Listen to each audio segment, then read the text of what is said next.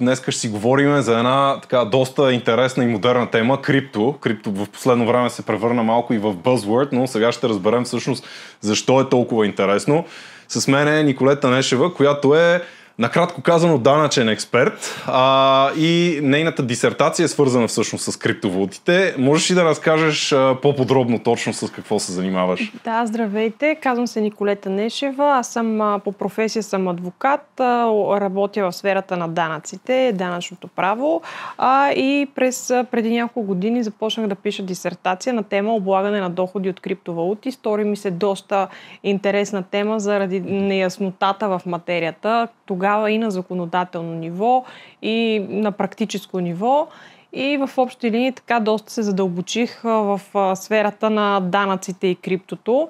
И така това може би ще бъде и днешния ни разговор като предмет. Ами да, нека да започнем наистина с това какво всъщност е крипто и ще се опитаме да разбиеме някои от митовете и страховете на хората, понеже ето аз си признавам за мен лично, когато чуя крипто, го свързвам с нещо, някаква тъмна материя, нещо почти нелегално, едва ли не нерегулирано, нали, децентрализирано. Но какво всъщност представлява крипто? Оттам да започнем. Да, крипто, сборното понятие на криптовалути и вече криптоактиви, както ги нарича най-новия регламент, за който след малко ще говорим, е едно ново съвременно технологично средство за съхраняване, прехвърляне и притежаване на стойност в дигитална среда. Всичко това е възможно благодарение на тази нова, вече не е толкова нова и позната блокчейн технология, която позволява в реално време да се извършват транзакциите, които се записват в публични регистри. И всъщност криптото като нелегално понятие е една смесица между финанси и технология. Тоест, то е едно ново явление, което е точно между пресечна точка между финанси и технологии. Добре, тук само за да уточним, защо биткоин е най-така използваната валута? Още ли е тя всъщност? Биткоин беше така прототипа, от който всичко започна през 2009 година. Всъщност всичко започна, не е много коректно, защото прототипи на криптовалутите имаме още от 80-те и 90-те години, когато започва да се развива интернета с така нареченото движение шифърпънк, но тук, нали, по-скоро да не влизаме чак в тия дълбочини. Но биткоина беше, точно което и ти казваш, първото така най-ново явление, когато то може да се сравни с интернета като явление.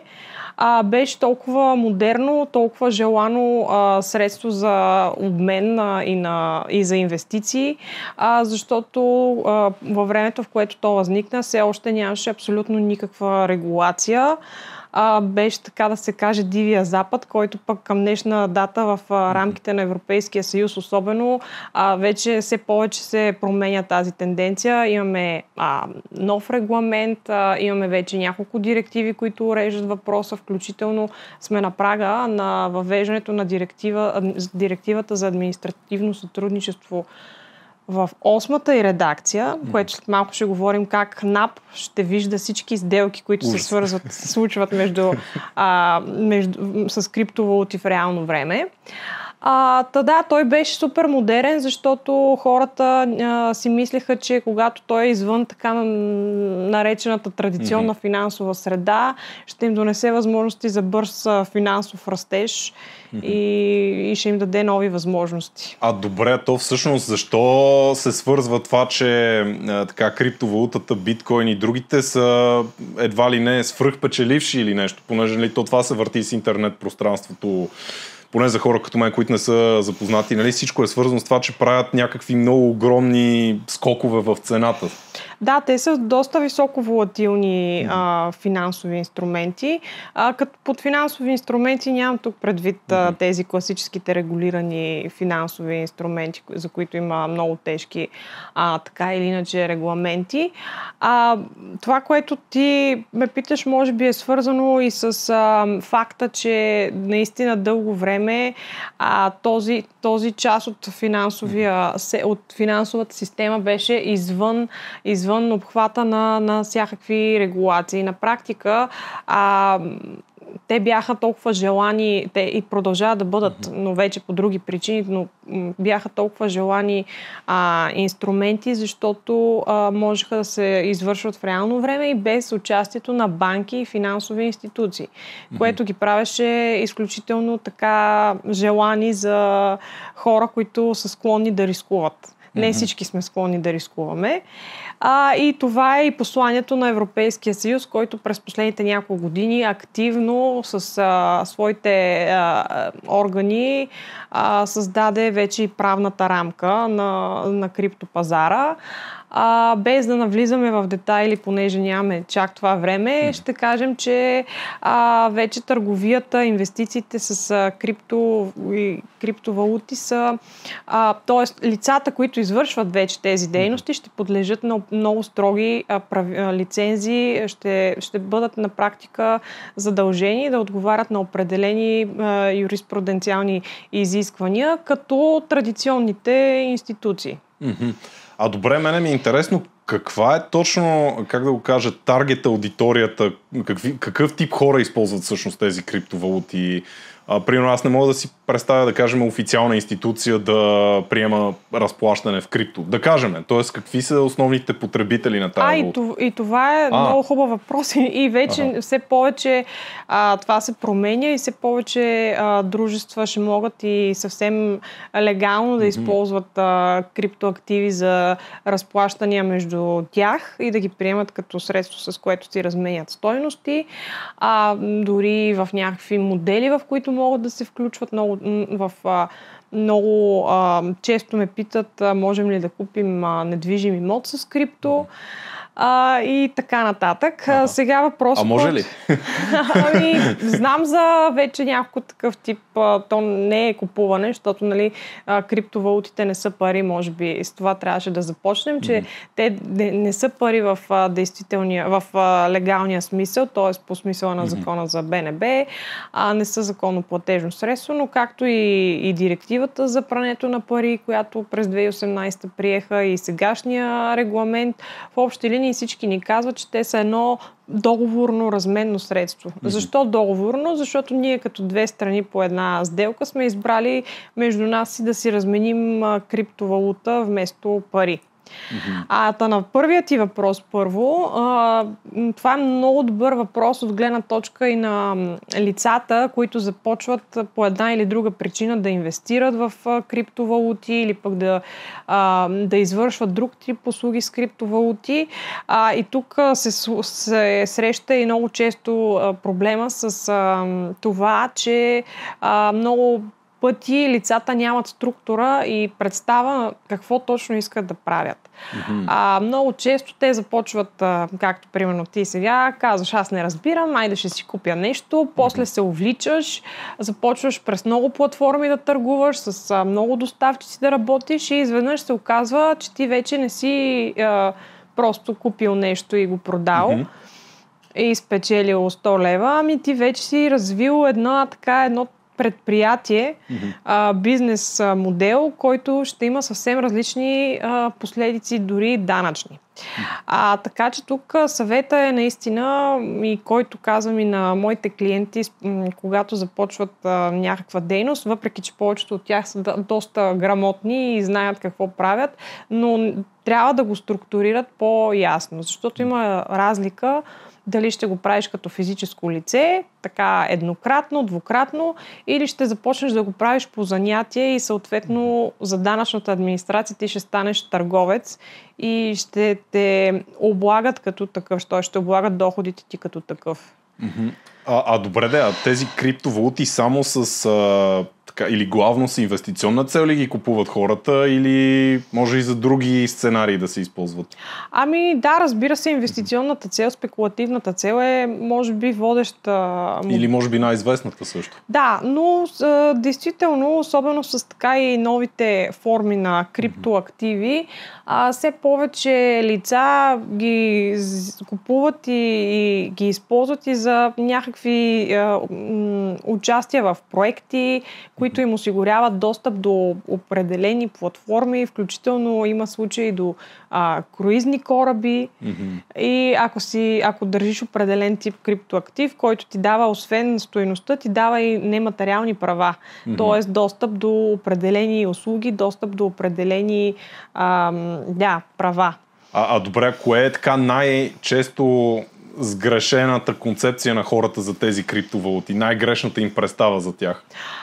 Грешките, то най-често сгрешената, така може да се каже, която дълги години все още си, може би и ти дори така си мислиш, че това е нещо незаконно. Много често съм чувала, това скоро ще го забранят. Това не само, че не е така, то тенденцията е, че става част от финансовата система вече на ниво, че имаме и органи, които да следят за търговията с криптоактиви. Но или пък другата крайност, криптото ще замени кеша, криптото ще замени парите и това според мен много, много може би далеч в бъдещето би могло да се случи, но пак и не вярвам, че това нещо може да се случи изобщо. Това просто ще бъде един алтернативен способ за разменяне на стойности, за инвестиции. И както и това, което и с тебе си говорихме, че все още не е регулирано, че все още не се знае нищо или любимото на повечето начални предприемачи, че не се плащат данъци. Ще стигнем и до там. Обаче исках и да попитам, добре, кой е всъщност гарант за как да го кажа, т.е. за тия пари, които ти ги държиш в крипто, ако те могат ли да изчезнат? В смисъл... Могат да изчезнат и изчезват. И кой е гарант за това нещо? Точно това се случва през последните години, че доколкото такъв гарант, както ти го наричаш, нямаше, защото това бяха едни децентрализирани платформи. Те все още са такива, но с новите правила се въвеждат изисквания самите доставчици на услуги да отговарят на определени условия, за да могат да извършват дейности с криптоактиви. Сега тук вече зависи много от вида на криптоактива, от дейностите, които се извършват, от платформата, дали е централизирана или не, но в общи линии в така голям гарант няма да има, но това, което исках да кажа, че с новия регламент действително самите дружества, които предоставят криптоуслуги, вече отговарят на определени изисквания, подлежат на лицензионен режим, имаме органи, които следят за тяхната дейност. В България това е КФН, Комисията за финансов надзор. И в общи линии, действително тенденцията е да имаш все по-голяма сигурност, когато инвестираш в определени криптоактиви. Мене също, което така ми е интересно, понеже се зародил един дори стереотип, казва се Crypto Bro. Имам чувството, че много млади хора така в 20-те си намират това като някакъв вид алтернатива да печелиш бързо и лесно пари, едва ли не можеш да изградиш дори кариера от това. Коя е всъщност най-честата грешка, която такива начинаещи потребители правят в началото и какви погрешни надежди може би имат и погрешни очаквания за това, като почват да се занимават с тази дейност? Аз съм забелязала две основни грешки. Първата по-сериозна грешка е, че те не са наясно с природата на тези финансови активи. Както казах и в началото, това е една смесица между финанси и технологии. Тоест ти трябва да си запознати с двата аспекта на този актив. Не може да разчиташ, че като разбираш само от технологията, но нямаш някаква финансова грамотност, която е свързана с познаването на пазарите, волатилността, общо взето, което важи дори при търговията с акции, недвижими имоти, то е приложимо и към криптото на ниво общи правила. Това е първото. Тоест, много често, което по-рано забравих да кажа, те го смесват дори с хазарт. То не е хазарт. Или би било хазарт, ако не знаеш какво правиш. Да. А другото често срещано е, което и по-рано казах, липсата на изначална структура, какво очакваш ти като потребител ли ще си, т.е. ще си купиш нещо, инвеститор ли ще си, който ще извършва дейност по занятие и ще очаква това да се превърне в негов източник на постоянни доходи. Сега често пъти в самото начало ти няма как да знаеш какво да очакваш и тук вече зависи и как ще се развие съответния проект, към който си се присъединил. Но грешката е, че влизат без очаквания и не следят постоянно в какво качество са в момента, в какво качество към даден момент извършват дейността. Дали просто като един потребител, или като вече един предприемач, който инвестира, рискува, организирал си е бизнес дейност и е забравил, че това нещо трябва да се третира по различен начин, да се води счетоводство. Много често те не запазват документи, писмени следи за каква стойност са купили, на каква стойност са го продали. Забравят през коя платформа са търгували, пък в последствие не могат да си сметнат резултата, който подлежи на облагане. И това са такива чести грешки, които всъщност са свързани по-скоро с липсата на структура и организация, не толкова с финансова неграмотност и с това, че тези продукти са рискови. Добре, така в контекста на света, България, къде се намира? Тоест, примерно, можеш и в България да си намериш лесно счетоводител, който разбира от крипто или данъчен експерт. Нали, ето, започвам дейност, искам да се занимавам. Има ли развита екосистема в България изобщо за крипто? Хубавото е, че по-скоро отговорът е положителен. Има. България така сравнително върви с малко забавяне. Приехме регламента с закъснение, но въпреки това, като закон за пазарите на криптоактиви, такъв закон вече имаме, който урежда въпросите на регламента, т.е. въвежда Комисията за финансов надзор като орган в България, въвежда основните режими, които трябва да се прилагат от нашите институции и така нататък. Така че това се прие и то вече си имаме такъв нормативен акт и сме на прага, както казах, и на приемането на изменения в ДОПК, които ще отчитат, ще следят криптоплатформите. Относно другият ти въпрос, мога да кажа, че по-скоро данъчната администрация се оказва, че е запозната и още от 2014 година можеш да си представиш, само 5 години след биткоин, след появата на биткоин, данъчната администрация започва да дава първите си становища, първите си указания как да се облагат доходите от криптовалути, от тогава виртуални валути. И така вече тенденцията е, че тя все повече ще следи и ще навлиза в също като нас и тя ще навлиза в материята.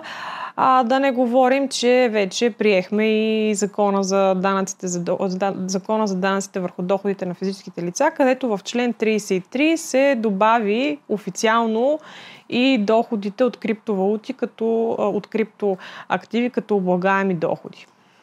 Официално. Добре, така как изглежда всъщност бъдещето на тази технология? Понеже, ето да кажем, аз свързвам и NFT технологията с блокчейн.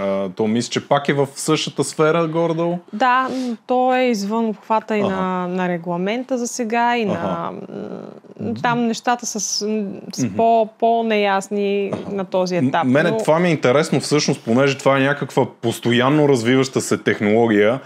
Възможно ли е тая постоянно развиваща се технология да е 2-3 стъпки напред пред официалните институции? Тоест те постоянно само да догонват и всъщност това дава ли предимство на някои хора по някакъв начин? Това е много хубав пример и е така. Технологията постоянно изпреварва правото, технологията постоянно изпреварва развитието на регулаторите, докато те се ориентират кое какво е, вече имаме съвсем нов вид технология. Сега дали това е предимство или недостатък, пак е въпрос на гледна точка до това до каква степен съответният инвеститор е склонен да поема риск и до каква степен е по-консервативен и това, че все още материята не е регулирана, го притеснява и го насочва към други регулирани активи. Аз лично не се наемам да дам съвет, защото това е въпрос, нали, на лично усещане. И...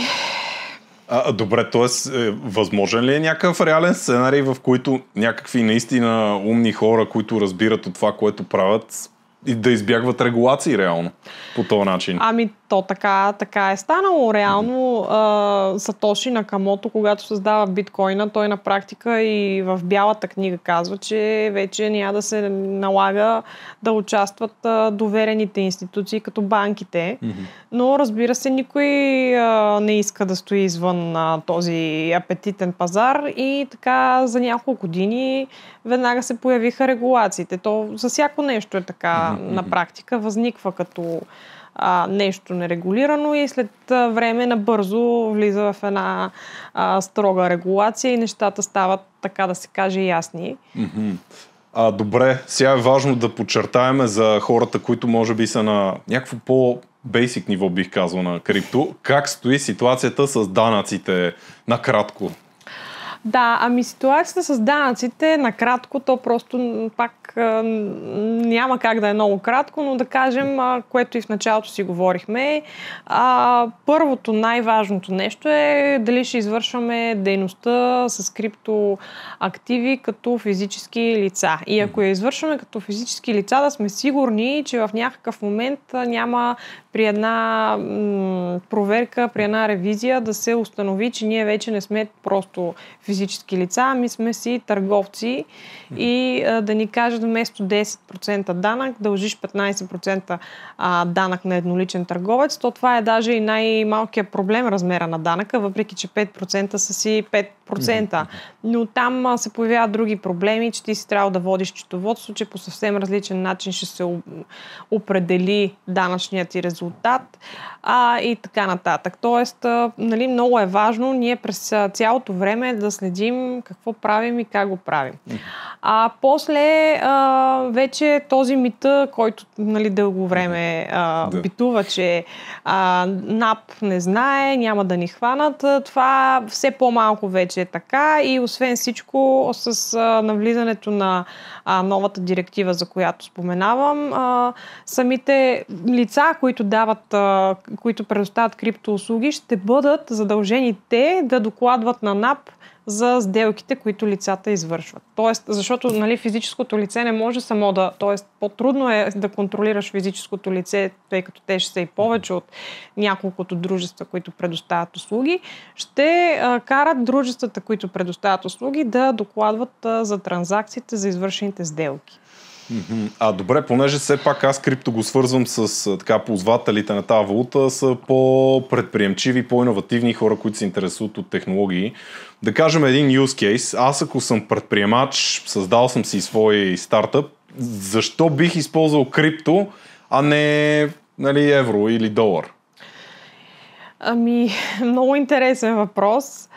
Тоест, всъщност, в какъв контекст, т.е. да кажа, предлагам да мога да получавам плащания в крипто. Примерно, защо би го направил това нещо? Защото това в крайна сметка е все пак силно спекулативен инструмент и който си променя цената на ежечасово ниво, дори в някои случаи, и възможността да получиш доходност в последствие, разпореждайки се с този актив, е доста по-голяма, отколкото при един регулиран при една регулирана валута. Тоест, казано така опростено, ако съм достатъчно умен и комбинативен, има възможност да си увелича печалбата само от факта, че съм получил примерно някакви разплащания в криптовалута. Да, ако познаваш и следиш пазара, следиш тенденциите, което, нали, така от първите препоръки, които дадохме, лицата все пак да разбират и от финансовия аспект на технологията, а не само от технологичния. Добре, така, тогава какъв генерален съвет би казала на така, хора, които са се замисляли дали да се занимават с криптовалута, дали не? И изобщо също, което нали, ми е интересно да чуя твоето мнение, много хора нали, инвестират, но инвестират някакви суми от типа на примерно, от 500 до 5000 лева, примерно. Има ли смисъл от такива малки суми? Нали, каква е дори статистиката, че ако нали, инвестираш такива суми, възможно ли е от 5000 примерно да го направиш на, да знам, 20 000 лева или нещо от този сорт? Не знам, защото аз имам чувство, че това се върти в общественото, така, в интернет пространство. Така, първия съвет е, който нали, казахме и няколко пъти повторих, да внимават нали, чисто в самото начало, по-скоро да си помислят какво очакват и какво биха искали да получат. Сега, тази голяма доходност, за която ти казваш, разбира се, е най-добрия сценарий. Често пъти наистина се стига до такава възвръщаемост, но това е свързано и защото има най-различни видове, всъщност те са много. Вече нали, на някои места съм чела, че са над 9000, на други места, че са над 35 000. Тоест, нали, разбираш, че не можеш, няма универсално правило за всеки криптоактив, в който инвестираш, какво ще се случи. Това е интересното и разнообразието на пазара. По-високия риск, който се поема и свързан с съответния проект. Но нали, моят съвет е да се внимава, когато се инвестира, да се проследи все пак организацията, която седи за този криптопроект, дали е по-максимално неизвестна или е все пак вече с някаква история лицата, които седят за този проект. Това са така основни неща, които лесно все пак биха ни дали някакъв изначален ориентир. Разбира се, всичко може да се случи. Всичките инвестирани средства могат да се загубят. Въпреки че тази регулация помага така за по-голяма проследяемост от страна на самите държавни институции върху дейностите, все пак това си остава един все още на традиционен модел на инвестиции. Смяташ ли, че в някой момент в бъдещето, примерно, ще имаш дебитна карта или кредитна вътре заредена с криптовалута и можеш в един конвенционален бизнес да отидеш и примерно, да си купиш баничка с дебитна карта с криптовалута. Това ще е възможно ли в някой момент? Да, той сега вече е възможно, когато двама оператори се разбрали, че между себе си ще си изплащат с криптовалути съответната стока или услуга. Това е възможно да се случи. Също така е възможно и да си изплащат и трудови възнаграждения, бонуси в някаква крипто. Това вече се случва. Дори в България знам за няколко такива работодатели, които са дали на своите служители такава възможност.